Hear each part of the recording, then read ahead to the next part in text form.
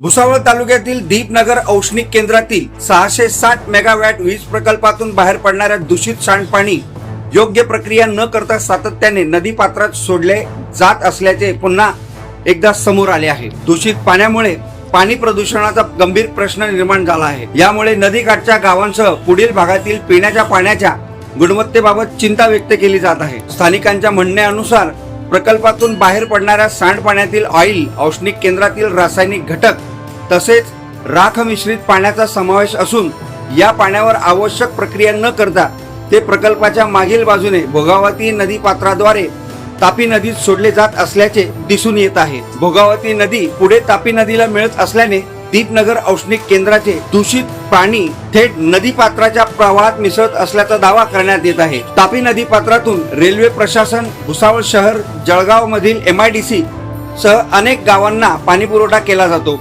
अशा परिस्थितीत नदीचे पाणी दूषित झाल्यास पर्यावरणासह नागरिकांच्या आरोग्यावरही परिणाम होण्याची भीती व्यक्त केली जात आहे।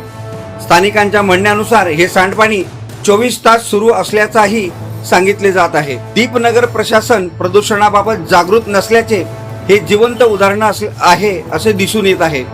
या प्रकल्पाची संबंधित प्रदूषण नियंत्रण यंत्रणा आणि दीपनगर प्रकल्प प्रशासनाने तातडीने चौकशी करून वस्तुस्थिती स्पष्ट करावी, तसेच आवश्यक ती उपाययोजना करण्याची मागणी पर्यावरण प्रेमींसह नागरिकांकडून होत आहे।